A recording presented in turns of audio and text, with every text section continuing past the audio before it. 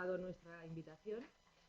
Gracias por acompañarnos, tanto a los que estáis aquí ahora, de distintas entidades y organismos, como a los que nos están siguiendo en formato streaming. Soy Gloria Oliveros, directora de Empleo Público y en nombre de Adams Formación. Les doy la bienvenida a esta jornada sobre las novedades de la Ley 39/2015 de Procedimiento Administrativo Común, una ley que aporta novedades que marcan estos tiempos. La importancia del conocimiento de esta ley y su correcta aplicación es precisamente lo que nos ha llevado a organizar esta jornada. Mi agradecimiento también a Dolores, a Carolina y a Luis, ponentes expertos en la materia objeto de esta jornada y que paso a presentar. A mi izquierda, Dolores Vicente Ruiz. Ella es funcionaria del Estado perteneciente al Cuerpo Superior de Administradores Civiles del Estado desde el año 2006. Actualmente es vocal asesora en la Secretaría General Técnica del Ministerio de Hacienda y Administraciones Públicas. Es responsable de la Unidad de Producción Normativa, precisamente donde se han redactado tanto la Ley 39 como la Ley 40. Es autora de interesantes publicaciones, ponente en diferentes cursos de formación, y la intervención de Dolores nos ayudará a conocer los motivos y objetivos de la ley. También os presento a Carolina García Riego y a Luis de Manuel Martínez. Ellos son docentes de Adams, son abogados ejercientes y especialistas en Derecho Administrativo. Ellos dos son los que nos van a analizar los aspectos novedosos de esta ley. Como sabéis, nuevamente el legislador separa en dos normas distintas las dos vertientes de una administración: la de su relación con los administrados, con los ciudadanos, y la de su regulación interna y vínculos con otras administraciones. Vamos a pasar sin más a dar la palabra a Dolores Vicente Ruiz.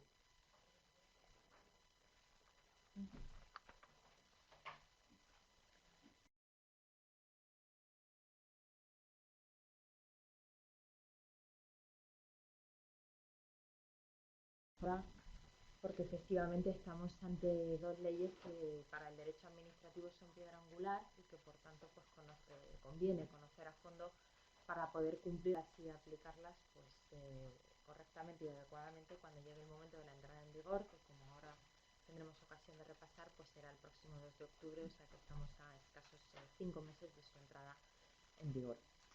Como se ha señalado, en estos momentos presto servicios en la Unidad de Producción Normativa de la Secretaría General Técnica del Ministerio de Hacienda y Administraciones Públicas, que es donde se ha redactado y tramitado estas dos leyes, tanto la Ley 39/2015 como la Ley 40, lo cual me permite poder contar o transmitir fundamentalmente cuáles han sido las razones o motivos que han estado en la mente del legislador para acometer esta reforma y los objetivos que se pretendían, lo cual creo que puede ser muy útil a la hora de interpretar y aplicar la norma y no simplemente leer el resultado de unos artículos finales que encontramos en el Boletín Oficial del Estado, que muchas veces, si uno no conoce la intrahistoria que hay detrás, resulta mucho más difícil de entender su contenido final y, por supuesto, también más complicado de interpretar, como decía, y aplicar.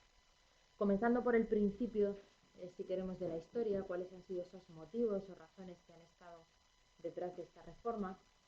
Lo cierto es que aunque estamos hablando de dos leyes que son columna vertebral del derecho administrativo, no solamente han estado presentes razones jurídicas para iniciar este proceso profundo de reforma, sino que también han pesado, y además mucho, las razones económicas. Esto inicialmente puede sorprender por la naturaleza de la materia de la que hablamos, pero lo cierto es que esto no es algo exclusivo de esta reforma que se ha cometido en España. Si analizamos las reformas administrativas de los últimos 20 años del conjunto de estados europeos, en todos ellos tienen un mínimo común denominador, y es que todas las reformas administrativas profundas se han acometido en coyunturas de crisis económica, donde la priorización de los objetivos de consolidación fiscal pues resultaba el foco o el centro de atención de las políticas públicas. En el caso de España no ha sido distinto, comparte también ese mínimo común denominador, y precisamente ha sido también en una coyuntura de priorización de objetivos de consolidación fiscal el momento o el contexto en el que el legislador ha decidido acometer o iniciar esta reforma, lo cual explica bastante de esas razones y objetivos económicos que hay detrás de estas dos leyes. El primer hito económico significativo de este proceso podemos arrancarlo o incardinarlo en la ya conocida como CORA, la Comisión para la Reforma de las Administraciones Públicas, que como ya sabemos, pues el Consejo de Ministros decide poner en marcha en octubre de 2012, comisión a la que le realiza un encargo, que es realizar un diagnóstico y una auditoría completa del estado de organización y funcionamiento de las administraciones públicas, con el objetivo de detectar posibles problemas, áreas de mejora y, en su caso, propuestas de solución. Los trabajos de CORA concluyen en junio de 2013, momento en el cual el informe con las conclusiones de esta comisión es elevado al Consejo de Ministros y donde se proponen más de 217 medidas de reforma para la Administración, entre las cuales está precisamente la propuesta de acometer una nueva ley de procedimiento administrativo y una nueva ley de régimen jurídico con unos marcados objetivos económicos, es decir, lograr que las administraciones sean más eficientes en su funcionamiento, que el procedimiento administrativo reduzca cargas administrativas, que tenga un funcionamiento electrónico y que, por tanto, contribuya a un objetivo general que había, que era el de mejorar la competitividad de la economía. Esto lleva automáticamente al segundo hito económico importante de este proceso, que fue la presentación del Programa Nacional de Reformas en abril de 2015, que, como muchos de vosotros conoceréis, es un documento que el Estado del Reino de España es obligado a presentar en abril de cada año a la Comisión Europea en cumplimiento de sus obligaciones del Tratado de Funcionamiento de la Unión Europea. En este documento, el Reino de España rinde cuentas ante la Comisión Europea sobre cuáles son las reformas estructurales que piensa acometer durante ese año. En el caso de abril de 2015, en el PNR, en este Programa Nacional de Reformas, en el eje de administración pública, España comprometió precisamente el aprobar y poner en marcha estas dos nuevas leyes, tanto la Ley 39 como la Ley 40, donde de nuevo se insiste en que en ambas debe estar muy presente el objetivo económico, es decir, se plantean como reformas estructurales que iban a contribuir al recuperar la senda de crecimiento económico, que por tanto las administraciones públicas, tanto en su organización como en su funcionamiento, pudieran contribuir a ser más favorables a la actividad económica y a lograr mejoras de eficiencia. Pero no solamente ha estado presente la razón económica, como no podía ser de otra manera en esta materia. Por supuesto, también el legislador ha valorado y ha sopesado los motivos o razones jurídicas. La primera de estas razones, pues yo creo que a todos nos viene rápidamente a la cabeza, y es la vinculación positiva que la administración pública tiene al principio de legalidad. Como todos conocemos, el artículo 9 de la Constitución, también el 103, nos recuerdan que la administración pública está sometida a la ley y al derecho y que, por tanto, solamente puede hacer aquello para lo que la ley le habilita, al contrario que el resto de los operadores jurídicos. Esta vinculación positiva al principio de legalidad obligaba a que la primera duda, que era el rango normativo con que acometer esta reforma, quedara despejada, ya que necesariamente una reforma de este calado tenía que pasar por una norma con rango de ley, que es la que puede regir la forma de actuar y de organizarse de la propia administración.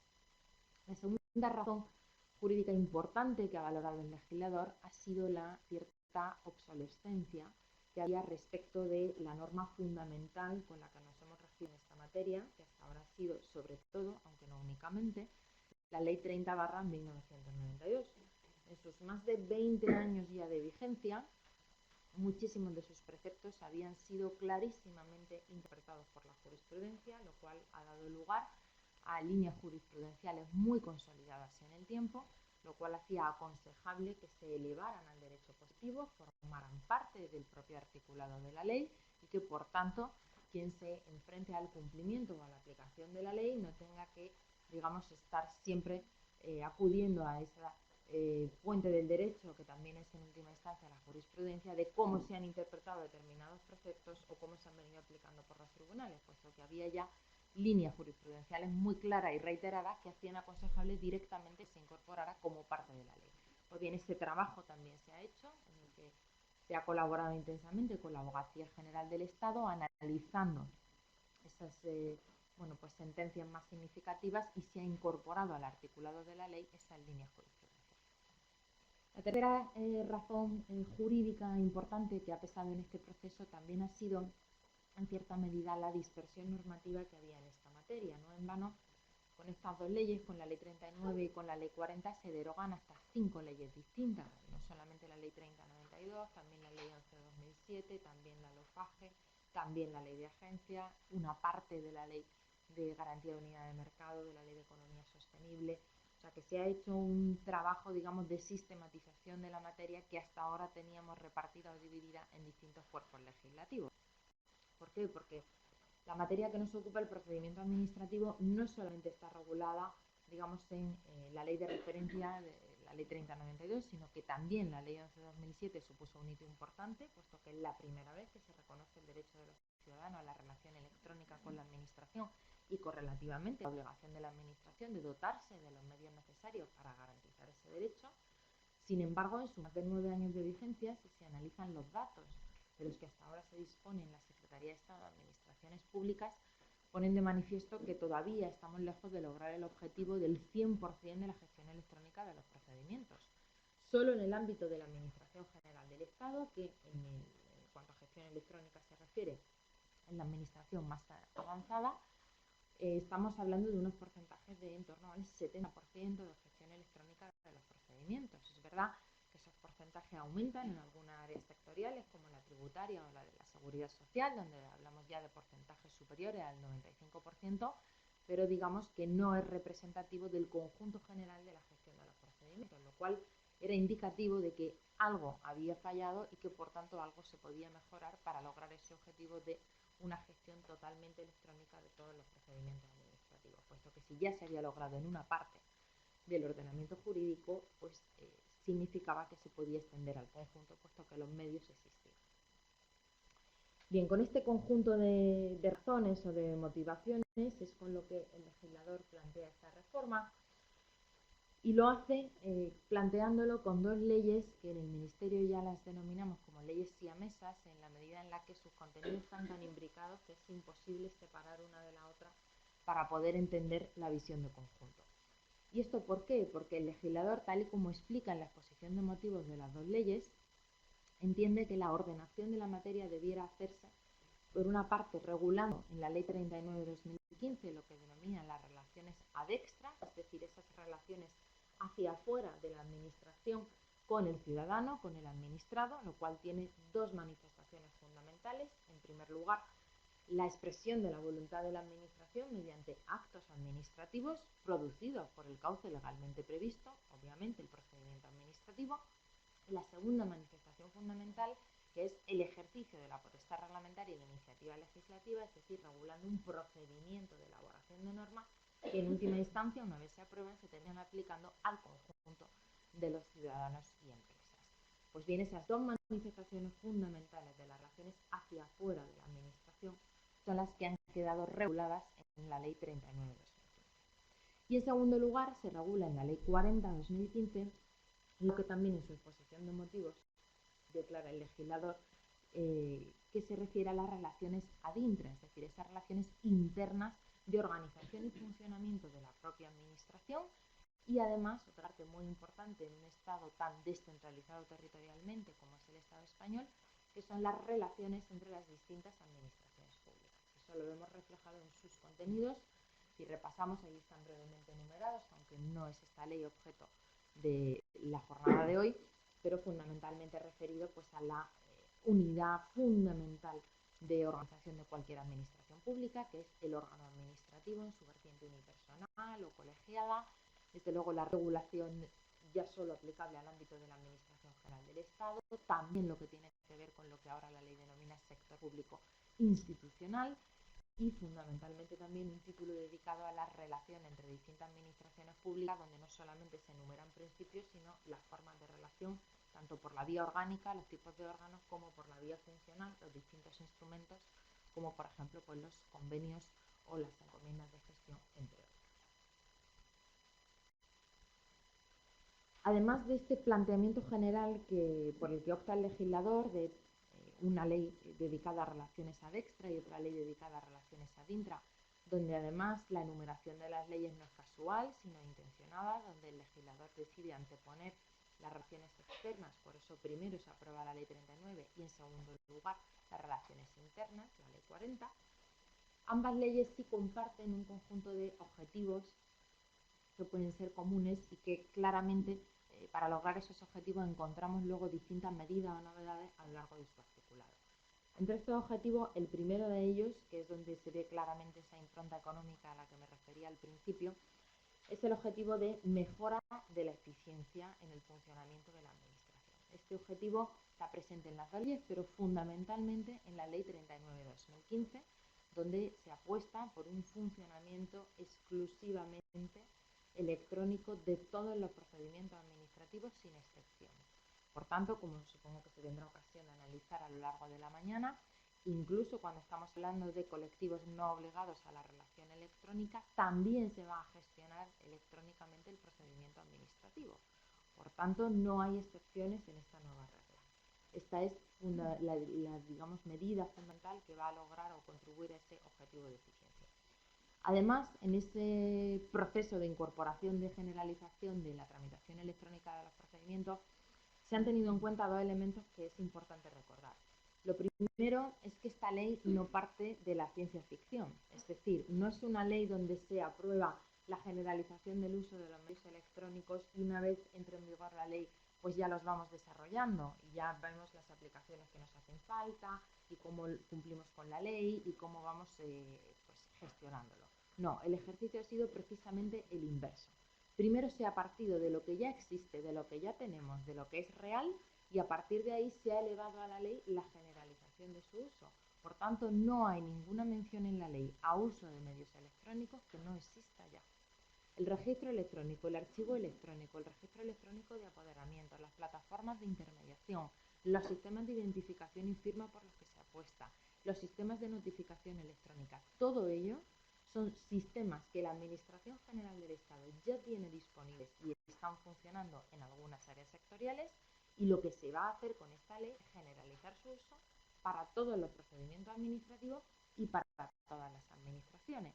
Y esto me lleva al segundo elemento importante de esta medida, y es que el Estado, tal y como se señala en la disposición adicional segunda, pone a disposición de todas las administraciones públicas todos los medios electrónicos que ya tienen funcionamiento para la gestión electrónica de todos los procedimientos.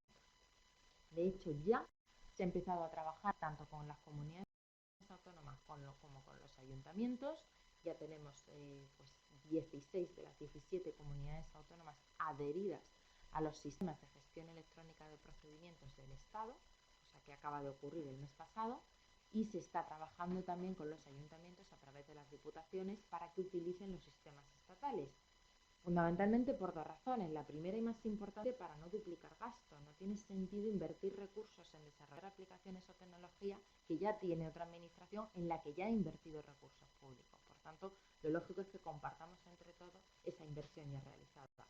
En segundo lugar, porque evitamos problemas futuros posibles de coordinación y de interconexión entre distintos sistemas, de tal manera que estaremos haciendo un buen servicio a los ciudadanos y a las empresas si les facilitamos, por lo menos en su relación con la administración, el acostumbrarse a utilizar siempre un mismo tipo de sistema, lo que ayuda también, por otra parte, a automatizar aún más todos los procedimientos. En cuanto al segundo objetivo importante que ha marcado el legislador, era la mejora de la seguridad jurídica, que también ha sido una prioridad. Y esto, como señalaba un poco al principio, pues sobre todo se ha plasmado en recoger en el texto determinadas líneas jurisprudenciales ya consolidadas en el tiempo y que ahora forman parte del articulado. Para ver cómo se ha cumplido con este objetivo, he recogido algunas de estas medidas a modo ilustrativo o de ejemplo, puesto que no tenemos tiempo para profundizar en todas ellas y supongo que el resto de ponentes explicarán a lo largo de la mañana. En primer lugar, en cuanto al objetivo de reducción de carga administrativa o mejora de la eficiencia, no es solamente una apuesta por los medios electrónicos, hay muchas más medidas que contribuyen a ese objetivo. Desde luego, la superación de los procedimientos administrativos general y especial.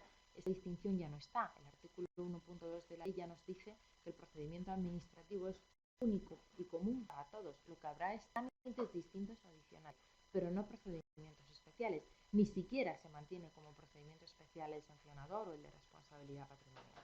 Por tanto, es una medida de reducción de cargas importante. También se apuesta por un procedimiento administrativo expreso simplificado, recoge el artículo 96 con un plazo de 30 días para agilizar al máximo su sustanciación. Se suprimen las denominadas reclamaciones previas en vía civil o laboral, de tal manera que se alivia de cumplir ese trámite previo al interesado antes de que pueda ejercer sus derechos procesales en la vía civil o laboral según corresponda. También se apuesta por un cómputo de plazo por horas, cosa que hasta ahora en el derecho administrativo no teníamos instaurado, pero en la medida en la que los medios electrónicos va a ser la forma normal de la gestión del procedimiento, va a ser mucho más necesario este cómputo de plazo. También se apuesta por un sistema de notificaciones infructuosas centralizado a través del Boletín Oficial del Estado y no obligamos al interesado a hacer un periplo por los distintos diarios o boletines oficiales para poder conocer si se ha publicado una notificación infructuosa que le afecte, sino que al menos podrá conocer esa información a través de un único punto. También se alivian o se agiliza el trámite de aportación de documentos en el procedimiento administrativo y para eso hay varias medidas en el artículo 28 de la ley, donde entre ellas una de las más importantes es que hay una nueva regla general y es que no será necesario la aportación de documentos generales, de documentos originales, salvo alguna excepción, donde sí será necesario, como supongo que más tarde se explicará, y será suficiente con la aportación de copias. Y también pues, se apuesta, por ejemplo, por el pago electrónico de todas las obligaciones con las administraciones públicas, algo que, por ejemplo, en ciertos ámbitos sectoriales como el ámbito tributario de la seguridad social ya estaba generalizado, el pago a través de tarjetas de débito, de crédito, transferencia bancaria o domiciliación, se generaliza para cualquier tipo de pago de obligación con la administración pública en el marco de cualquier tipo de procedimiento administrativo, de tal manera que el interesado no tenga que ir a la sucursal bancaria presencialmente, realizar el pago, presentar el papel de que ha realizado el pago conveniente para aportarlo al procedimiento que corresponda. De tal manera que son muchos los cambios, si queremos, importa en este caso más la cantidad de cambios que en su valor agregado sí supone un cambio cualitativo, que no hay una modificación, digamos, de base del concepto de procedimiento que todos tenemos en la cabeza. En cuanto al segundo de los objetivos al que me refería, que es la mejora de la seguridad jurídica, pues también hay muchas medidas a lo largo del articulado de la nueva Ley 39 de 2015 que reflejan cómo se ha tratado de lograr este objetivo. Por ejemplo, en materia de responsabilidad patrimonial y potestad sancionadora, por consejo u observación del propio Consejo de Estado en su dictamen 275/2015, esta materia se ha estructurado entre las dos leyes. Los principios que rigen estos dos institutos jurídicos se han ubicado en la Ley 40, en la medida en la que el Consejo de Estado entendía que deben ser principios que informen toda la actuación de la Administración, no solamente en el marco de un procedimiento administrativo concreto, frente a aquellos trámites, si queremos, especiales o distintos que afectan al ejercicio de la potestad sancionadora o de la responsabilidad patrimonial, que sí van asociados a un procedimiento administrativo concreto, de tal manera que eso sí, en la Ley 39 encontraremos a lo largo de su articulado tratados como trámites especiales, no ya como procedimientos especiales, pues aquellas especificidades que correspondan, pues por ejemplo, al acuerdo de iniciación, a la resolución o a la práctica de prueba cuando estemos en el marco del ejercicio de potestad sancionadora o responsabilidad patrimonial. También, por ejemplo, en materia de responsabilidad patrimonial se ha incorporado una línea jurisprudencial muy importante y consolidada en lo que la doctrina conoce como responsabilidad del Estado legislador, donde, que ya conocemos como artículo 139.3 de la Ley 3092, había quedado clarísimamente superado tanto por el Tribunal Supremo como por el Tribunal Constitucional, y lo que se ha hecho es incorporar lo que ellos nos vienen diciendo en sus sentencias desde hace más de 15 años, y es que cuando una ley se declara inconstitucional o una norma se declara contraria al derecho de la Unión Europea, siempre y cuando se cumpla un conjunto de requisitos, también nace el derecho a indemnización al interesado en aplicación de esa responsabilidad del Estado legislador. Otras menciones a las que ya me voy a referir sucintamente, pues por ejemplo en el ámbito subjetivo de aplicación de la ley, en el artículo 2 de la Ley 39/2015 ya no vamos a encontrar el concepto general de administración pública, sino que vamos a encontrar un concepto mucho más preciso, que por otra parte ayuda a lograr coherencia entre las distintas leyes. Todos sabemos que una cosa era cómo nos definía la administración pública la Ley 3092, otro concepto distinto encontramos en la Ley de Contratos y otro concepto distinto encontramos, por ejemplo, en la Ley General Presupuestaria. Lo que se ha tratado es de que todos manejemos el mismo concepto, de tal manera que todas las leyes sean coincidentes en cuanto a lo que entienden por administración pública y sector público. Por eso esta ley abandona el concepto general de administración pública y apuesta por un nuevo concepto, que es el de sector público, dentro del cual tendremos que distinguir, como incluye el artículo 2, un concepto de administración pública en sentido clásico territorial, distinguiendo los tres niveles de administración. Una segunda parte, que es lo que la ley denomina un sector público institucional, del que formarán parte pues, organismos y entidades tanto de derecho público como de derecho privado, vinculados o dependientes a cualquiera de estas administraciones. Las universidades, que aparecen singularizadas en cuanto a su mención, y las corporaciones de derecho público en cuanto a administración corporativa, que, como ya conocíamos en la Ley 3092, siguen estando dentro de ese ámbito general de aplicación. También está ahí mencionado en la diapositiva la referencia a las partes en el procedimiento. También en este sentido se ha tratado de mejorar la seguridad jurídica respecto de las dos partes que, como todos sabemos, intervienen en un procedimiento. De un lado, la administración pública a través del órgano administrativo. Se han introducido ajustes en cuanto tanto al órgano administrativo unipersonal como sobre todo en los órganos administrativos colegiados, donde de nuevo se apuesta por el funcionamiento electrónico. Y la segunda parte de todo procedimiento, que es el interesado, donde lo que se ha hecho es introducir pues, una ampliación sobre todo de su capacidad de obrar, haciendo coincidir los criterios procesales y administrativos. Ya sabemos que en el ámbito de la ley de la jurisdicción contencioso administrativa el interesado con capacidad de obrar era más amplio que en el ámbito administrativo. Pues bien, se trae el criterio procesal al ámbito administrativo de tal manera que resulte coincidente la capacidad de obrar en todo caso. Igual que en estas medidas, pues hay otras. En materia de silencio administrativo, representación, deber de colaboración, trámite de audiencia, todos estos artículos son ejemplos donde se han introducido cambios recogiendo líneas jurisprudenciales y, por tanto, criterios de los tribunales, sobre todo el Tribunal Supremo y el Tribunal Constitucional, para que todos tengamos claro cómo han interpretado ellos estos artículos y, por tanto, cómo debieran quedar redactados. Otros objetivos concretos que también pues hace referencia a él, lo ha tenido en mente el legislador, es el incremento de la transparencia. Este objetivo se ve más reflejado en la Ley 40 que en la Ley 39 en cuanto a la creación de nuevos registros públicos administrativos que van a poner a disposición de todos nueva información para generar conocimiento, o un objetivo de racionalización de la estructura administrativa que de nuevo está también más presente en la Ley 40, que no es la que nos ocupa ahora.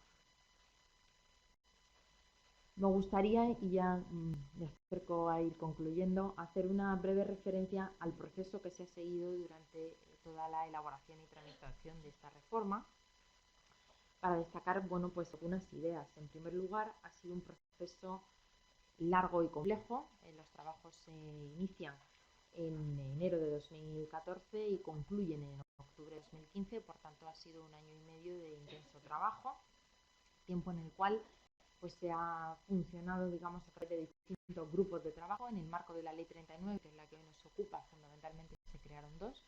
Uno con la Abogacía General del Estado para trabajar, digamos, todas estas mejoras de la seguridad jurídica, y otro grupo de trabajo dedicado solo a la parte de administración electrónica, en la que han participado pues, los más cualificados, es decir, representantes tanto de la Agencia Tributaria, de la Seguridad Social, del Ministerio de Industria, de la EGAE y de otras unidades, y que por tanto pues, han podido aportar su experiencia en esta materia para poderlo reflejar con carácter general en cualquier procedimiento.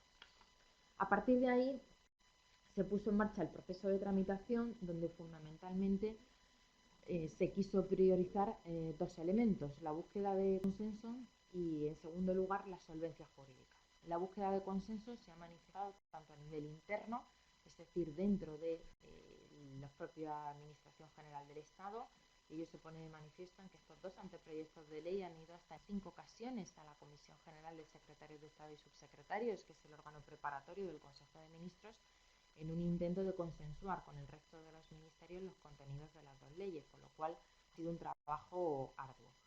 En segundo lugar, el logro del consenso también fuera de la Administración General del Estado, fundamentalmente con comunidades autónomas, donde 12 de las 17 comunidades autónomas en su momento quisieron presentar alegaciones y observaciones que en la mayoría de los casos fueron atendidas. También los ayuntamientos a través de la Federación Española de Municipios y Provincias. También ciudadanos, asociaciones empresariales y profesores de universidad que en su momento quisieron hacer llegar aportaciones. y también, por su parte, el Banco de España como institución pública, que fue otra de las que decidió libremente pues, remitir en ese momento aportaciones y comentarios. En cuanto a este logro de solvencia jurídica, se tradujo fundamentalmente en contar con los informes y con la valoración de tres organismos y órganos muy importantes. En primer lugar, el Consejo General del Poder Judicial, quien tuvo ocasión de informar pues, entonces 2 anteproyectos de ley, y además los valoró favorablemente, aunque realizó varias propuestas de mejora que también se atendieron. En segundo lugar, la Agencia Española de Protección de Datos,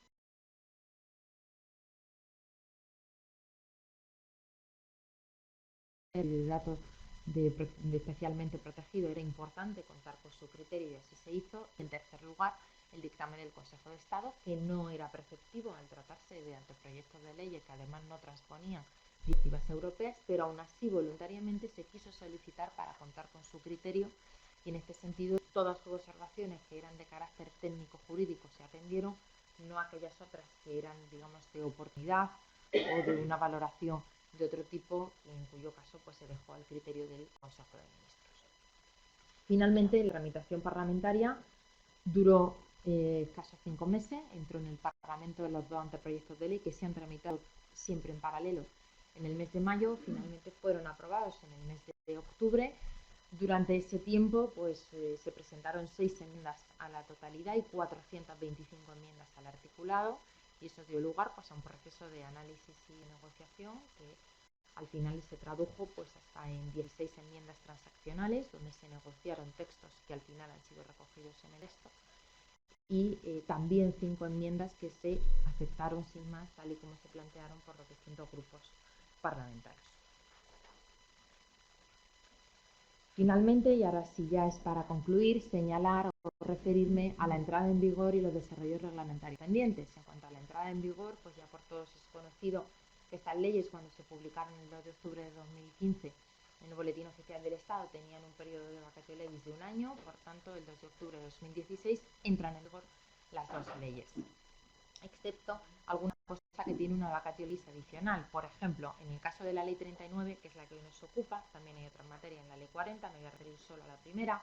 En la Ley 39 ya sabemos que su disposición final séptima nos dice que lo que tiene que ver con el registro electrónico centralizado, el archivo electrónico único, el registro electrónico de apoderamiento o el registro de funcionario habilitado, hay un plazo adicional hasta 2018 para cumplir con ello.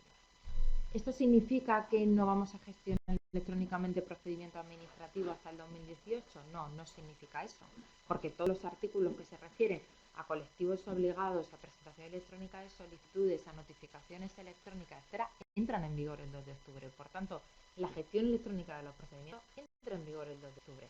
Lo que queda demorado con una vacatio legis adicional es el uso de algunas herramientas, como por ejemplo que haya un registro electrónico centralizado por cada nivel de administración y no sigamos funcionando con el esquema de registro general y registros auxiliares en cada uno de los departamentos u organismos. Lo mismo respecto del archivo único. De tal manera que hasta que llegue ese momento seguiremos funcionando con el esquema que actualmente tenemos, pero en formato electrónico. Los registros, como ya ocurre en la mayoría de los casos actualmente, solo van a funcionar de manera electrónica. También otra segunda puntualización en cuanto a la entrada en vigor. 2018 es un plazo máximo, lo cual no obsta para que aquella administración que esté preparada para cumplir antes de este plazo lo pueda hacer, que es precisamente el objetivo de la Administración General del Estado, no agotar el plazo hasta octubre de 2018, sino estar en condiciones de poder cumplir antes también con esta otra parte de gestión centralizada de ciertos instrumentos. En cuanto a los desarrollos reglamentarios pendientes de la Ley 39 de 2015, van a ser solamente 2, y esto es intencionado por parte del legislador. En cuanto a su redacción en la ley, quiso dejar resuelto casi todos los extremos en el propio articulado de la ley, sin depender de desarrollos reglamentarios posteriores que postergaran aún más su posible aplicación completa o cumplimiento correcto. Esos 2 desarrollos reglamentarios va a ser un Real Decreto y una orden ministerial. El Real Decreto va a ser fundamentalmente para adaptar el Real Decreto que hasta ahora tenemos del año 2009 de Administración Electrónica, donde hay que hacer algunos ajustes para cumplir con las novedades que hay en la ley en cuanto a medios de identificación, de firma, de apoderamientos, archivo electrónico único, etcétera. Y, en segundo lugar, una orden ministerial del Ministro de Hacienda y Administraciones Públicas que va a aprobar los 3 tipos de modelos de poderes que van a ser inscribibles en el registro electrónico de apoderamiento, que supongo que se tendrá ocasión de analizar más tarde. Que por resumir, será un tipo de poder general que permitirá actuar al apoderado ante cualquier administración pública para cualquier tipo de procedimiento. Un tipo de poder especial por razón del sujeto permitirá actuar al apoderado solo ante una determinada administración pública. Un tipo de poder que podríamos denominar especialísimo, que permite solamente actuar para determinados tipos de trámites concretos y, por tanto, muchísimo más acotado. Bien, en estos 2 desarrollos reglamentarios ya se está trabajando, por tanto ya se han empezado a redactar los borradores correspondientes con el objetivo de que pues, en un breve plazo se pueda iniciar su tramitación y cuando llegue octubre pues, puedan estar convenientemente aprobados y que por tanto puedan entrar en vigor en el momento en el que también el conjunto de la ley entra en vigor. Y hasta aquí los elementos fundamentales que quería destacaros de esta nueva ley 39 de 2015. Muchísimas gracias.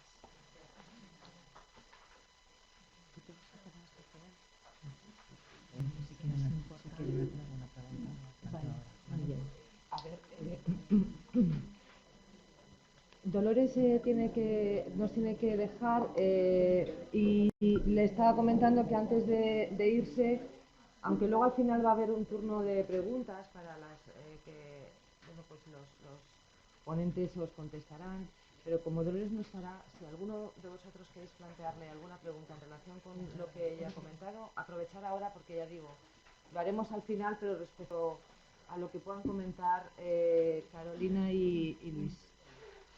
Si tenéis alguna duda. Bueno, pues parece que no. Pues muchas gracias. Gracias.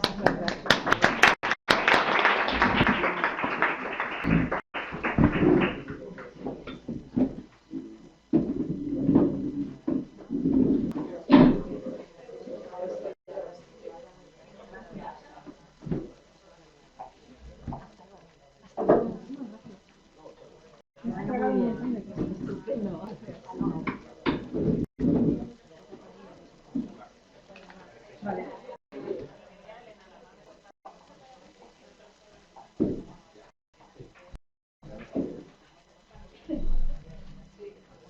Oye,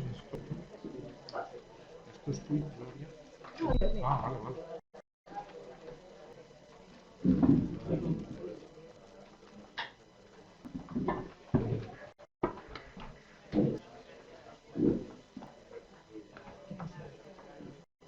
Muy bien. Sí. Bueno, seguimos entonces. ¿Quién va a empezar? Según el programa, creo que yo. Conveniente, porque... Bueno, continuamos. Ahora comienza Luis de Manuel. Estaremos con él como hasta aproximadamente 1 hora, ahora en esta primera parte. Os lo digo porque luego haremos ya habéis visto en el orden en el programa de la jornada, haremos luego un pequeño descanso donde tomaremos un café y unos dulces, pero será dentro de 1 hora aproximadamente. Será lo que dure la intervención ahora de Luis, luego bueno, ¿intervenís entre los dos inicialmente? Posiblemente intervienes tú y luego hacemos el descanso. Sí, esa era la idea. Vale. Tú me controlas el tiempo. Vale, muy bien. Muy bien. Bueno, buenos días a todos y a todas. Veo alguna cara conocida. Eso es bueno porque significa que hay un interés en toda la comunidad. Por un lado, tanto la función pública, los funcionarios, la administración pública y también por parte de los ciudadanos y de las actividades de formación en tener un contacto, un estudio más en profundidad de lo que es las 2 nuevas leyes siamesas que nos ha dicho Dolores. Muchas gracias por su presencia aquí y mi cometido va a ser intentar analizar con ustedes y plantear desde el punto de vista más práctico y objetivo posible cuáles son las novedades de la ley 3915 en 3 grandes bloques. Y posteriormente Carolina nos ilustrará sobre otros 3 grandes bloques también. ámbito subjetivo. En segundo lugar, esas novedades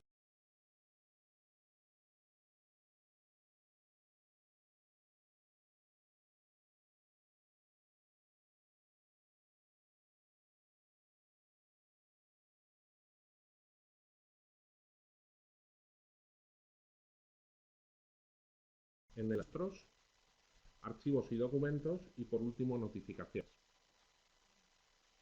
Bien, en las diapositivas que les vamos a ir mostrando, yo creo que están todas en el pendrive que les hemos suministrado a ustedes, lo cual pueden acceder a ellas y utilizarlas además para su día a día y para realizar el estudio que ustedes consideren adecuado. Lo más importante es que no son muchas, son una por cada bloque. Y adicionalmente, en la sistemática de estas diapositivas es que en cada uno de los puntos figura un numerito, un dígito. Ese es el dígito del artículo de la nueva ley, para que uno pueda ir directamente a esos artículos de la nueva ley. Toda nueva ley supone o implica una resistencia al cambio, lo que se sigue llamando la resiliencia famosa. Y yo, antes de empezar análisis concreto, les diré a ustedes que no le tengan miedo a la ley, no le tengamos miedo a la nueva ley.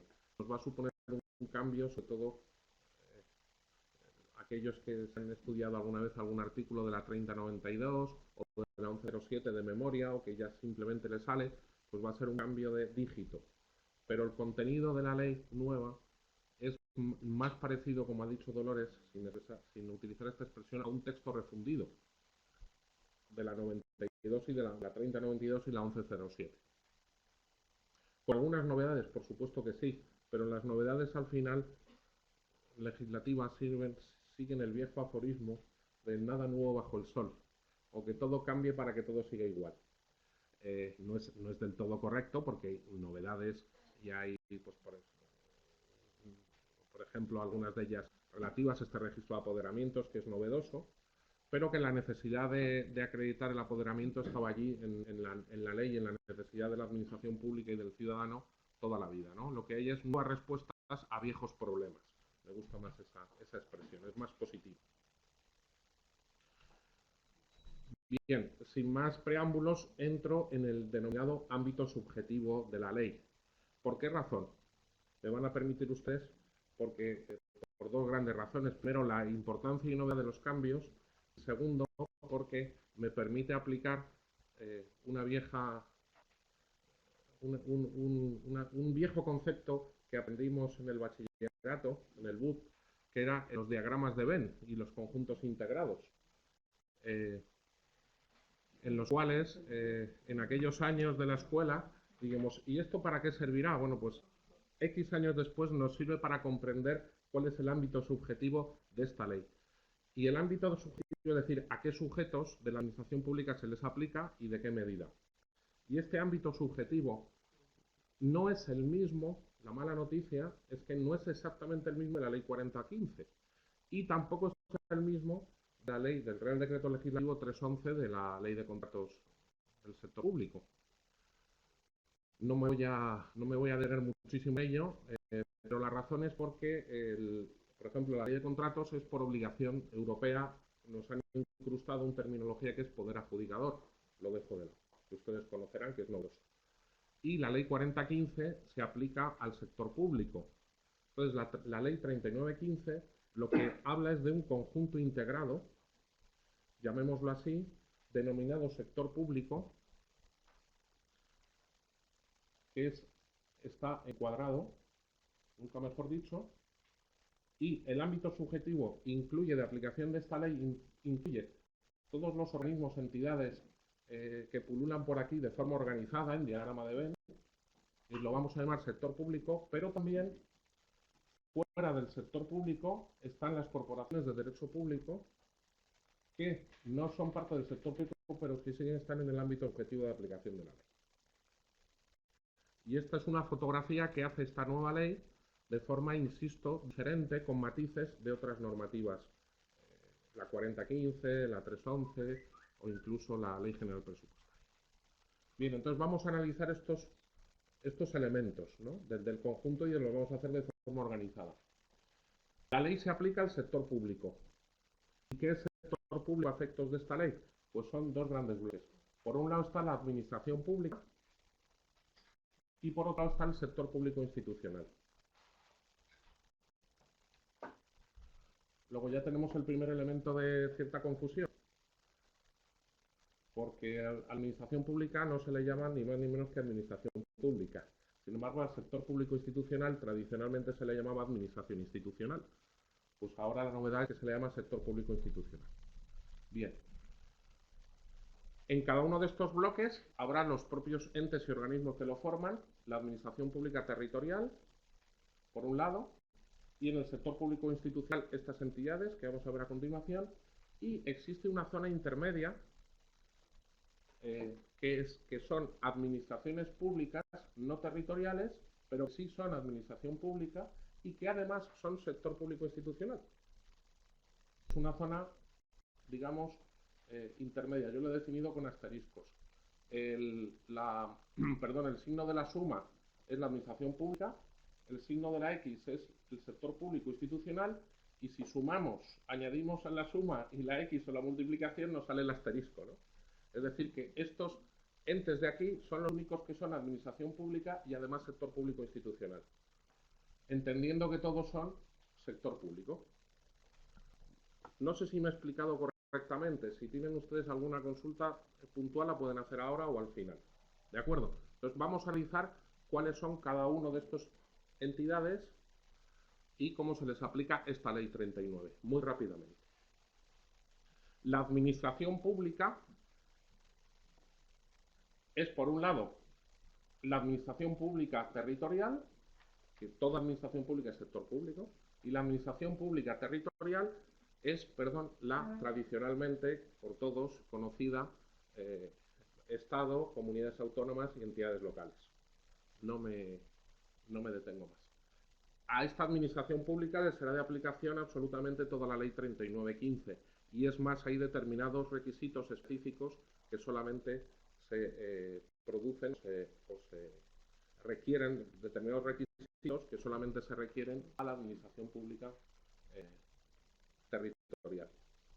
Pero además, administración pública no territorial, pero sí administración pública, son los organismos públicos y entes de derechos públicos que estén vinculados a una administración pública. Y aquí, sin ánimo de irme a la otra ley, a la renta 15, pero sí que entran todas aquellas entidades, insisto, de derecho público que tienen una vinculación con una administración pública, con otra administración pública. Básicamente, la 4015 nos aclara un poquito más y nos habla de los organismos, los tradicionalmente llamados organismos autónomos, y otras entidades que tienen independencia, como los entes reguladores. Abro un paréntesis, las agencias estatales están por la 4015 en fase de extinción, como saben ustedes. Es un modelo que no ha cuajado. Se extinguen las agencias estatales. Bien, el grado de aplicación de la nueva ley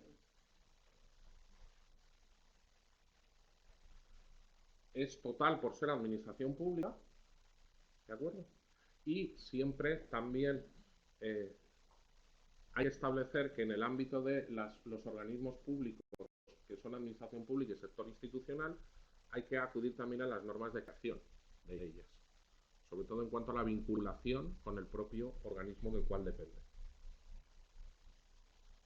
Por otro lado tenemos el sector público institucional. El sector público institucional está formado por dos bloques. Uno, por los organismos públicos dependientes, organismos autónomos y autoridades reguladoras, que además son administración pública, pero otro, por esta serie de, y voy a utilizar la palabra monstruitos, si se me permite la expresión, con todo respeto y cariño, que son aquellas entidades y organismos que, no siendo administración pública, sí ejercen potestades administrativas y por tanto se les va a aplicar la ley 3915 a ese ejercicio de potestades administrativas. ¿Cuáles son estos? Pues fundamentalmente son dos bloques, dos X. Por un lado, las entidades de derecho privado que están vinculadas o dependientes de una administración pública, de una de las anteriores, y en este caso se les va a aplicar la ley 3915 al ejercicio de esas potestades administrativas. Y aquí ejemplos de estas entidades de derecho público, pues hay bastantes. De derecho privado, perdón, hay bastantes. Por ejemplo, las sociedades mercantiles de capital público, por ejemplo, las fundaciones, y en la medida que ejerciten potestades administrativas, caso paradigmático Correos S.A., que tiene la potestad administrativa de notificar, ni más ni menos, la tenía y la va a seguir manteniendo, y incluso en vía electrónica. Pues en el momento que ejerce esa potestad administrativa, tiene que regirse por la 3915. En este caso que les estoy comentando, por ejemplo, precisamente los requisitos de, como yo digo, que el cartero tiene que llamar 2 veces, ¿no? La doble notificación, el acuse de recibo, etcétera, etcétera. Y por otro lado, ya hay elementos de esta organización aquí en la sala, y para mí es muy placentero también por también pertenecer también al ámbito universitario, las universidades públicas, que estas se van a regir por la ley 3915 en la medida, primero, por su propia ley de creación, y segundo, supletoriamente, por esta ley 3915. Pero es importante, y con esto voy terminando este apartado, hablo de los que nos han quedado aquí. Antes de ello, es importante manifestar que, bueno, no debía ser muy importante cuando se me olvidó lo que quería decir. Bueno, en todo caso, volverá. Sí, que las exigencias, sí, es importante, que las exigencias de la ley, cuando en sus artículos del registro electrónico, ordenamientos, etcétera, vamos a ir viendo, cuando se refieren a administración pública, dice, cada administración pública exige tener un registro electrónico, un punto de general de acceso. Todas estas cosas es solamente del ámbito de la administración pública, no a las universidades públicas o a las sociedades mercantiles o a las fundaciones públicas. ¿De acuerdo? Este es el elemento más importante. Yo a partir de ahora me voy a referir sobre todo al ámbito de la administración pública, como es evidente, entre otras cosas por razón de tiempo. Quedarían fuera del sector público, no es sector público, pero sí se les aplica la ley 3915 a las tradicionalmente llamadas corporaciones no territoriales o corporaciones de derecho público no territoriales. Y ahí podemos hacer una larga lista de ellas, ¿no? Yo destaco 2 de ellas. Por ejemplo, las federaciones deportivas. La Federación Española de Fútbol, la Federación Catalana de Billar, en fin, estas las federaciones. Y segundo, los colegios profesionales. Colegio de médicos, colegio de arquitectos, son de los 2 grandes ejemplos de corporaciones de derecho público no territorial. O corporaciones no territoriales de derecho público. Que se rigen primero por su propia ley. Y en cuanto realicen también, aquí la ley nos dice funciones públicas.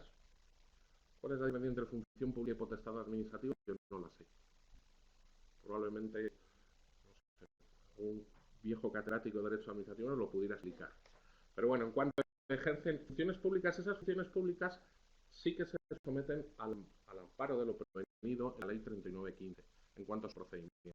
Por ejemplo, pues en el ámbito sancionador, la Federación Española de Fútbol, cuando emite a través de sus organismos una sanción de 3 partidos a un jugador por ser expulsado, o la exclusión de una competición de un club deportivo. ¿De acuerdo? Que insistimos, no es sector público, pero se rige supletoriamente por la 39. Bien, voy a proseguir y vamos al segundo de los puntos, que es las novedades, y solamente novedades, de administrado interesado, sus derechos y su identificación. No sé si hay alguna cuestión que queramos comentar, pues pasamos a este segundo punto. Insisto que vamos a explicar aquí solamente lo nuevo, lo novedoso. Aquí tienen ustedes los numeritos que me refería. Artículo 3, 5, 9, 12, etc. Bien, el concepto de interesado y su capacidad no ha cambiado, solamente hay una adición, y es que se reconoce con carácter general la posible actuación ante la administración pública de entidades que estaban en una zona de penumbra, que determinadas leyes tributarias ya los conocían, pero que estaba generalizado. ¿Cuáles son? Son las uniones, Las uniones, por ejemplo, de empresas sin personalidad propia, las UTEs famosas, ya reconocidas en otras normas, por ejemplo, la de contratos, los patrimonios separados. ¿Qué es esto de los patrimonios separados? Por ejemplo, la herencia yacente. Y aquellos intereses difusos, como son todos aquellos grupos o colectivos que según la propia ley se les reconozca esa capacidad de obrar frente a la administración pública. Y que ahora ya tienen cobertura en este artículo 4 de la norma. Bien, la principal novedad, o las dos principales novedades, no son tanto estas, sino como la representación y la identificación y firma electrónica. Pero antes de ello, voy a explicar estos nuevos derechos. Esto es un flash, no quiere decir que estos sean los nuevos derechos, sino quiere decir que aquí hay un flash informativo sobre los nuevos derechos del ciudadano. Aquí esta norma opera como una auténtica refundición de textos, entre comillas, y separación de derechos, entre comillas también, porque lo que antiguamente era un solo estatuto de derechos, ahora se le da dos coberturas. Por un lado, los derechos generales, el antiguo artículo 35, que era el 13, y por otro, los derechos ante el procedimiento y los derechos ante el procedimiento sancionador, los artículos 53, 1 y 2. Es un nuevo estatus, es decir, que ahora hay que ir a dos folios distintos de la ley. Quiero destacar simplemente tres, no los antiguos clásicos derechos ya de la ley 3092, sino tres grupos de derechos nuevos con esta salvedad de que muchos de ellos estaban reconocidos ya en la 1107 de otra forma. Pero ahí está el estatuto de derechos, el listado de derechos del ciudadano, del administrado. En primer lugar son los famosos, yo los llamo los derechos electrónicos. Ya está establecido el derecho del ciudadano a comunicarse con la administración pública mediante el punto de acceso general, que luego lo veremos, y adicionalmente, si el ciudadano no tiene la capacidad, porque no todos la tenemos, de utilizar las redes electrónicas, los sistemas electrónicos, de ser asistido por la administración pública en el uso de esos medios electrónicos. Pensamos en personas que no tienen por edad, por circunstancias personales o incluso por querencia, no tienen conexión a Internet, así de claro, o no saben utilizar una tablet. Bueno, pues ya existe el derecho a ser asistido electrónicamente por la propia administración pública. Luego profundizaremos un poquito más en ello. Segundo bloque de derechos, también electrónico, aunque ya estaba en la ley, en este caso en la ley 99, Ley Orgánica de Protección de Datos, ahora ya se ha, digamos que, establecido en la Ley de Procedimiento Administrativo el derecho a la protección de datos de los ciudadanos en el manejo de sus datos por la administración pública. Tampoco profundizo más en ello, pero ya está en ese listado. Bien, y por último, un derecho curioso, llamémosle así, también electrónico, que sería el tercer bloque de derechos, que no está en el 13, sino en el 53, y que está en un par de artículos de la ley, que es el derecho a pagar por medios electrónicos. Ya todos los ciudadanos tienen derecho a pagar, a hacer una transferencia bancaria para pagar una multa, o para pagar el importe de una tasa, o para pagar cualquier pago a la administración pública se puede hacer. No es que se pueda, se podía hacer desde hace mucho tiempo, pero ya es un derecho como tal del ciudadano. Bueno. Bien, regreso al bloque de la diapositiva en cuanto a los dos grandes novedades, que son novedades o puntos nuevos tratados ya, que vienen tratados ya de una forma, como decía Dolores, de la 1107, y sobre todo con una práctica administrativa, que son, por un lado, el registro de apoderamientos dentro de la representación y, por otro lado, los sistemas de identificación digital, llamémoslo así, o electrónica. En primer lugar, en cuanto al registro de apoderamientos, doy una pincelada de lo general, de lo que ya conocemos y que se respeta por la ley, y enseguida me meto en la novedad. Sabíamos, para los amantes de la ley 3092, que son muchos aquí, somos muchos, que la representación era obligatoria para acreditar solicitudes, declaraciones, interponer recursos, desistir y renunciar. Esto se mantiene. Sabíamos también que esa representación se podría hacer mediante cualquier medio fidedigno. incluso apuzacta. Apuzacta significa delante del funcionario.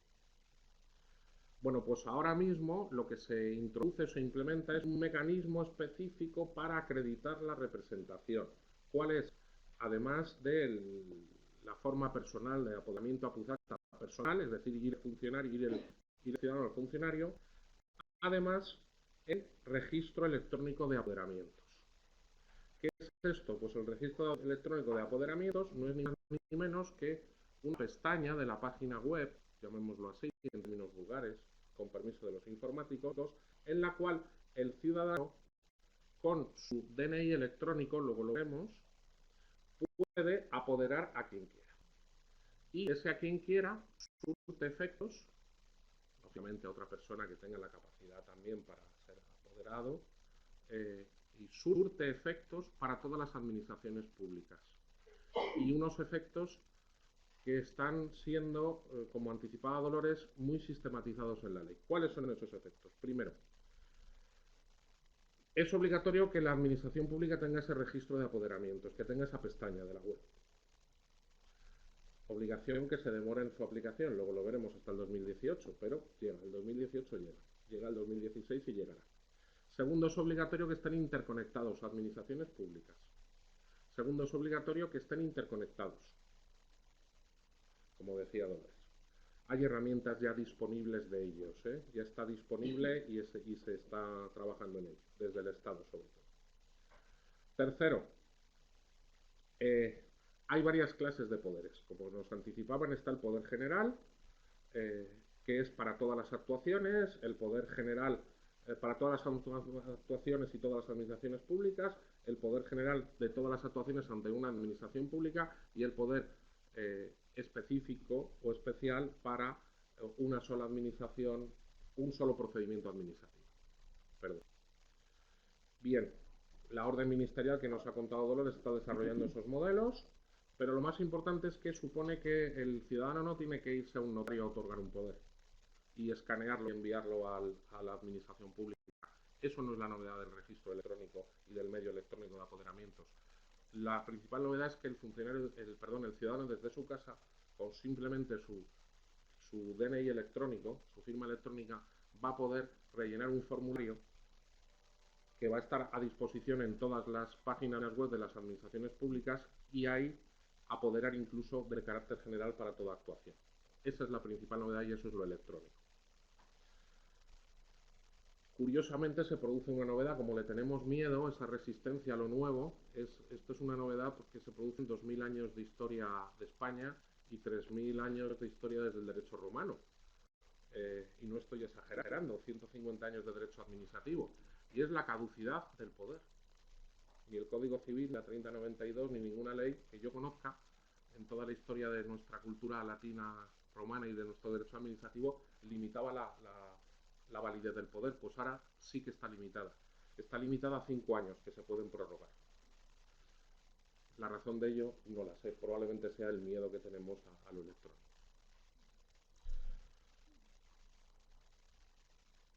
Bien.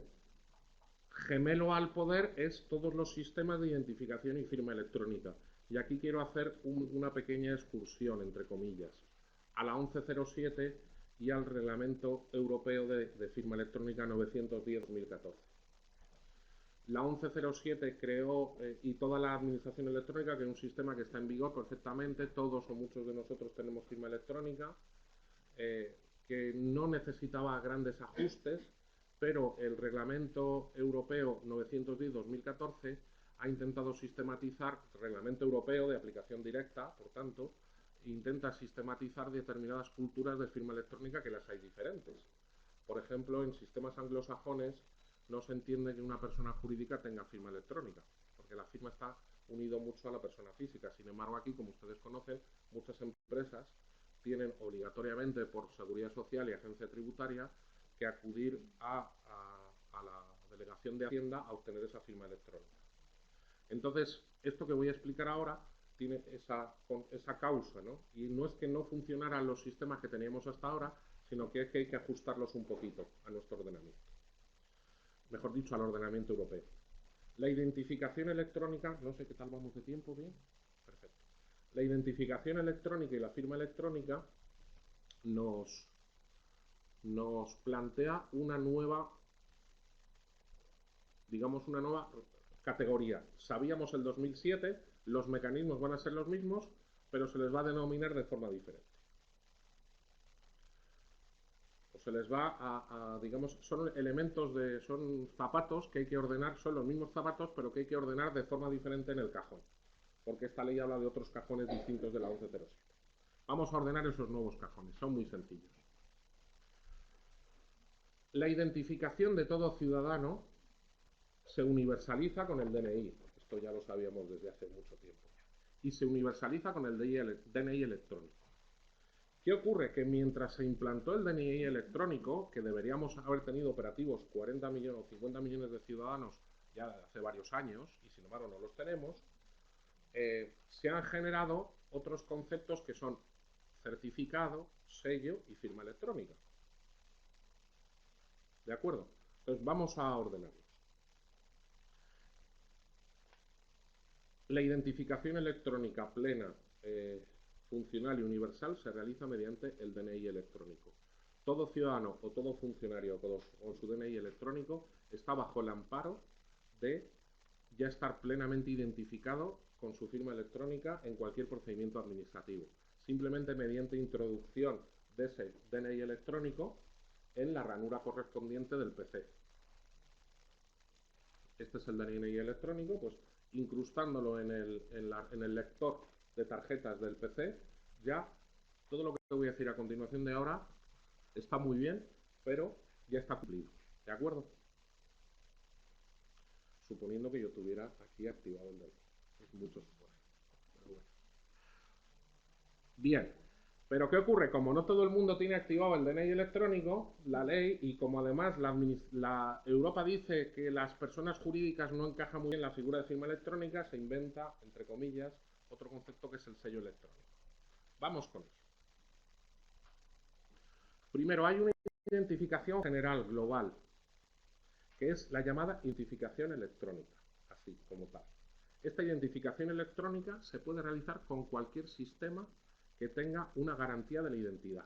Por ejemplo, y esencialmente la firma electrónica del DNI electrónico, pero no solamente con eso, sino también con todos los certificados existentes electrónicos debidamente homologados, esto viene ya de la 1107, y además con el sistema de claves de acceso, es decir, usuario y password, siempre y cuando haya una interactuación entre la administración previa a otorgarte un password. Esto se viene utilizando para pagar impuestos o en la seguridad social también. Entonces, lo que es la identificación de saber quién está al otro lado del ordenador se consigue con la ley, simplemente con el DNI, eso es todo. Pero además, no es necesario DNI si uno tiene instalado otro certificado, otra diferente, Fábrica Nacional de Moneda y Timbre, en fin, todas las entidades colaboradoras que hay, empresas, cámaras de comercio, etcétera. Pero incluso es válido el sistema de password, siempre y cuando se permite identificar a quién es. Es decir, al darse de alta ha debido tener el ciudadano que tener un sistema de identificación electrónica, DNI electrónico o certificado electrónico. ¿De acuerdo? Bien. Y la firma electrónica solamente es obligatoria para solicitudes, declaraciones, interponer recursos, desistir o renunciar, es decir, los viejos principios de la representación. La firma electrónica, como tal, solamente es obligatoria su uso para esta serie de actos. ¿Y qué es la firma electrónica? No solamente la firma que conocemos de la Fábrica Nacional Moneda y Timbre, del DNI, sino también el llamado sello electrónico, que es el de las empresas. En vez de llamarse firma, se va a llamar sello. No sé si me he explicado. Es decir, que con el DNI electrónico quien puede lo más puede lo menos.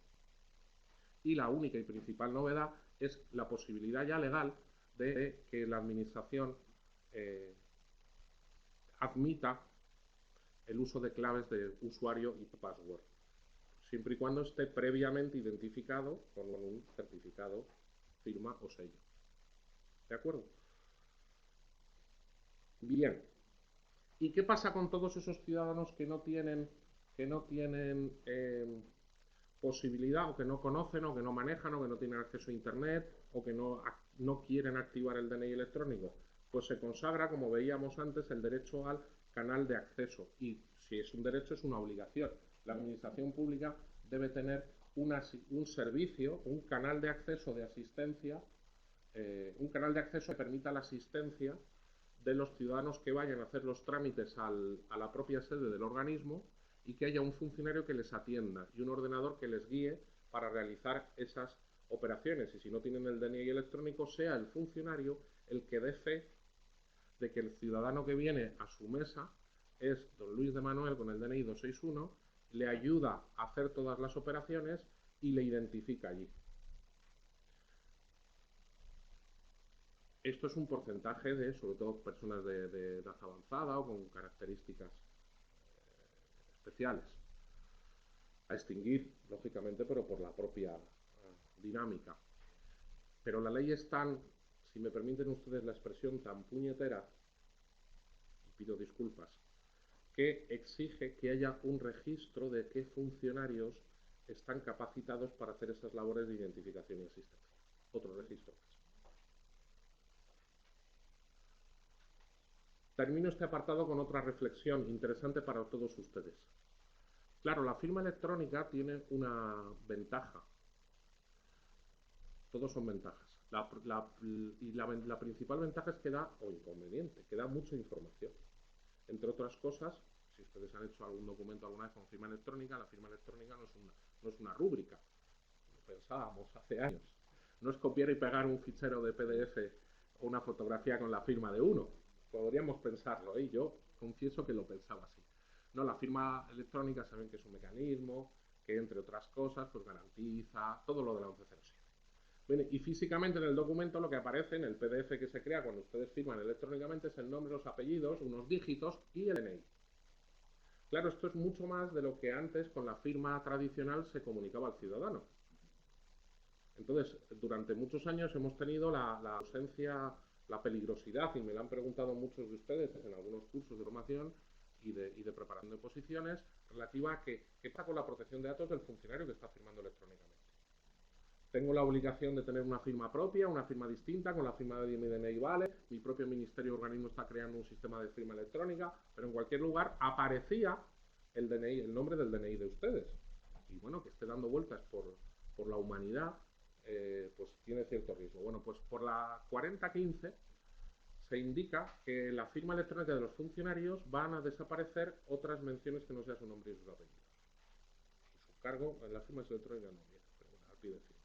Es decir, que ya no va a ser obligatorio en la firma electrónica, en el cuadradito que aparece, que figuren sus documentos personales que no sean su nombre y sus dos apellidos. Solamente para los funcionarios, porque para el ciudadano sigue apareciendo el famoso DNI. Esto es una novedad interesante y además bastante positiva. Bien, vamos a avanzar, si les parece a ustedes. Claro que sí.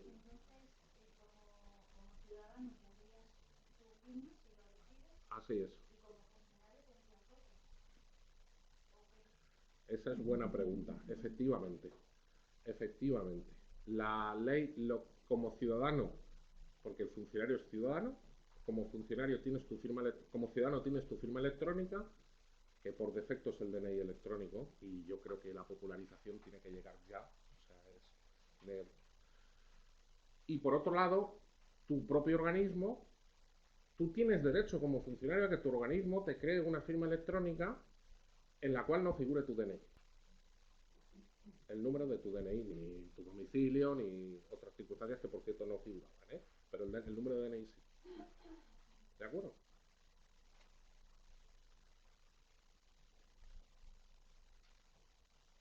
Bien, pues vamos a pasar al tercer y último bloque de cuestiones. Y estas son las relativas a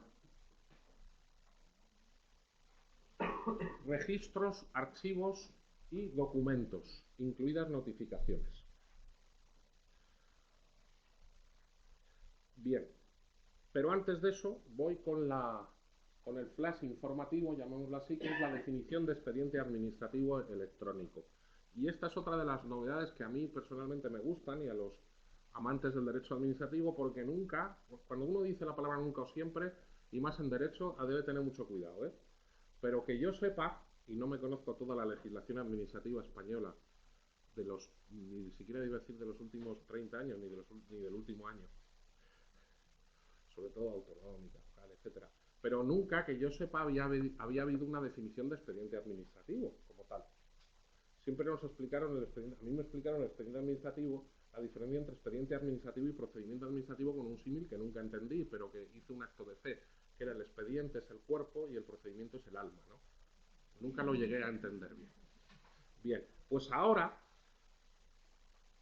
porque suponía insisto, un acto de fe, ahora existe una definición de expediente administrativo y además, y la digo casi textualmente, y además una obligación de que sea electrónico. Estas son las dos novedades. Expediente administrativo, artículo 70, digo porque no está ahí el numerito, es el conjunto ordenado de actuaciones, antecedente y fundamento de la resolución y sus diligencias para ejecutarlas.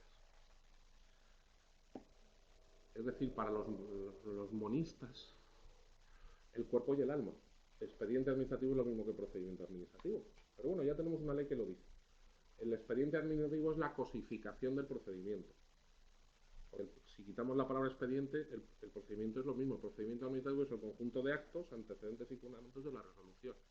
Carácter finalista. Luego Carolina, y no me quiero meter en su ámbito, nos hablará de procedimiento, ¿no? Pero la finalidad del procedimiento, la finalidad del expediente es una resolución administrativa. Y añaden las diligencias, las actuaciones. El concepto de diligencia en una ley moderna es curioso también, ¿eh? Pues las actuaciones también, los actos administrativos y del administrado para ejecutarlas. Bien, siendo importante esta novedad, la más importante es la del siguiente párrafo, y es que la ley hace otro acto de fe, diría yo, que es decir, el expediente administrativo será o tendrá formato electrónico. Es una obligación que ni siquiera tendrá que ser, si no será obligatorio, no, lo lanza así. El expediente administrativo tendrá formato electrónico. Es una obligación que hay que empezar a cumplir desde ahora, desde ya. Ustedes la cumplen en un 70%, en un 90%, pero todavía no se cumple de forma total. Y sobre todo, yo escuchaba el otro día a un representante del Ministerio también en unas jornadas que hubo en Murcia decir una cosa que es importante para todos. En la vida, durante 150 años de derecho administrativo, se han perdido expedientes administrativos en papel. Esto es evidente, el ser humano no es perfecto. Se pierden como los pierde la empresa privada, como los pierde uno en su casa, las escrituras del piso. Bien, pero decía este ponente con toda razón, ojo, que los expedientes electrónicos también pueden perderse. Si no pensemos que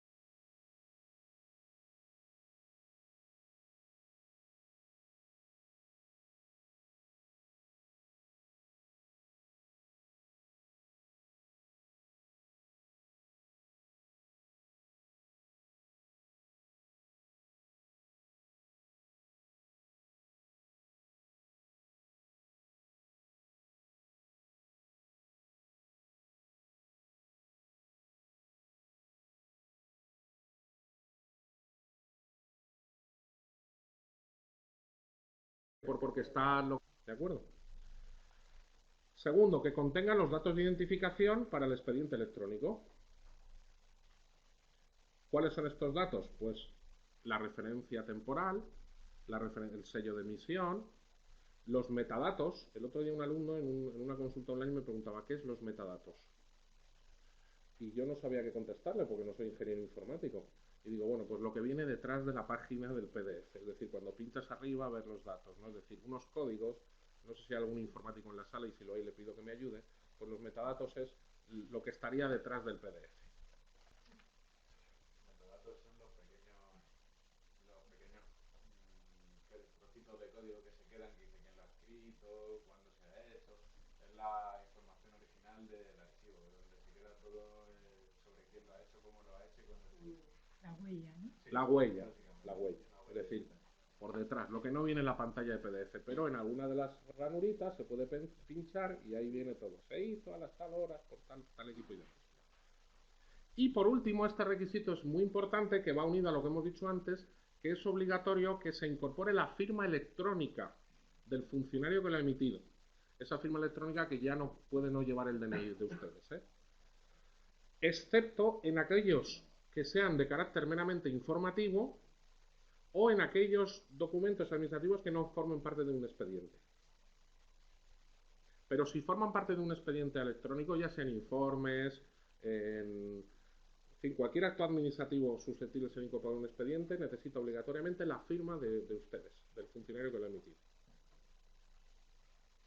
Bien, el concepto de documento, de emisión de documental, va unido al concepto de copia, con esta crisis del concepto original y copia. Y en las copias, que las tenemos aquí, que es el artículo 17,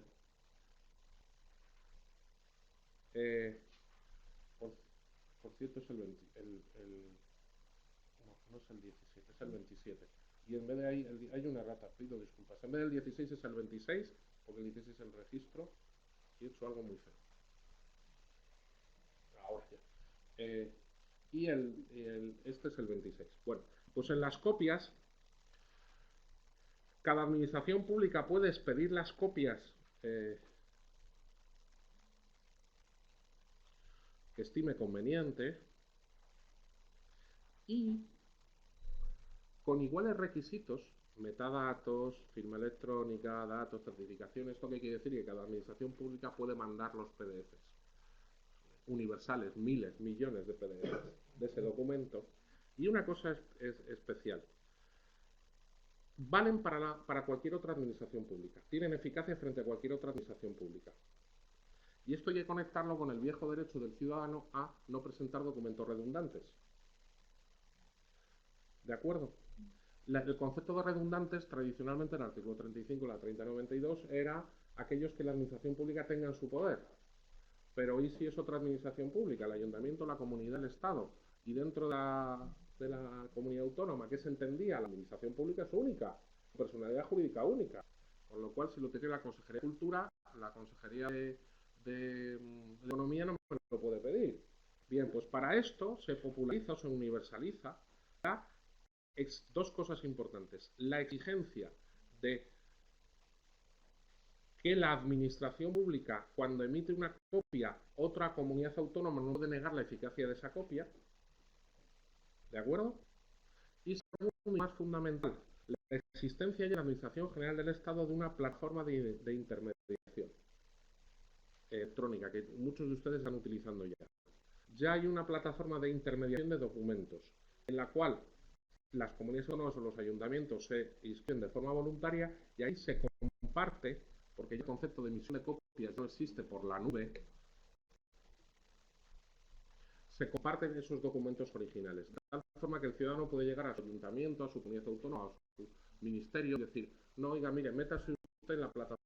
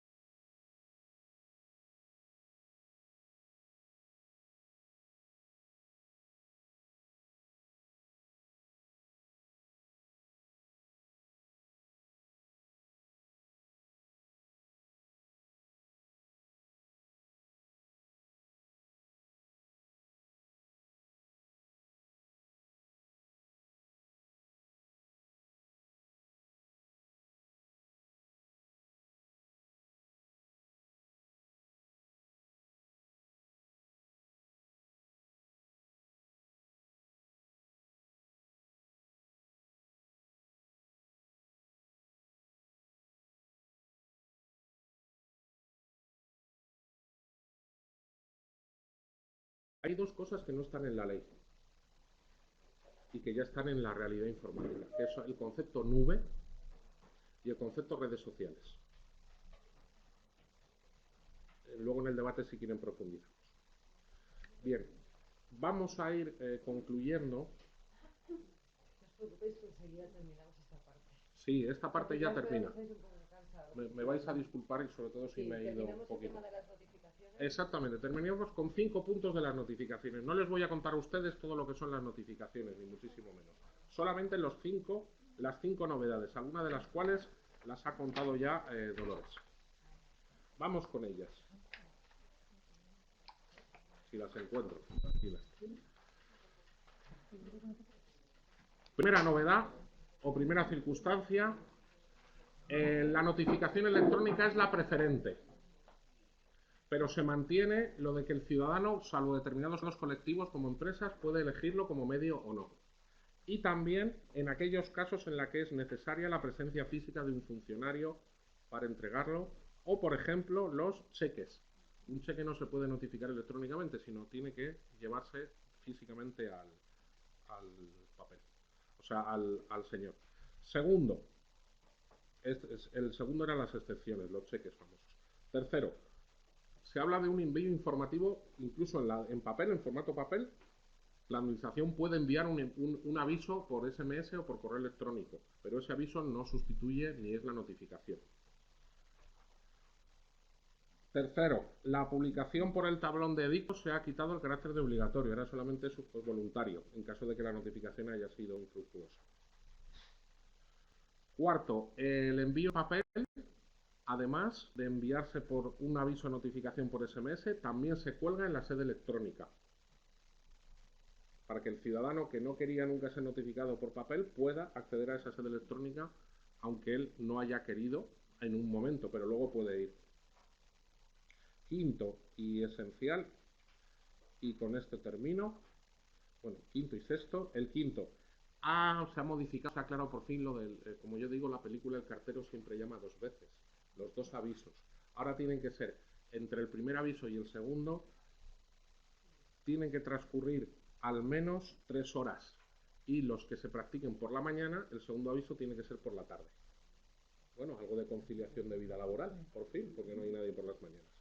Y por último, la notificación electrónica puede hacerse a través de la sede y punto general de electrónico o a través de la dirección única habilitada que tenga el ciudadano. Y la dirección única habilitada puede ser el AP famoso, el apartado postal electrónico de correos, o bien la dirección única habilitada del 060.es. Cualquier ciudadano puede darse de alta de ahí y recibir todas las notificaciones. Pues con esto he terminado. Muchísimas gracias y luego disculpas por quizás el excesivo detalle.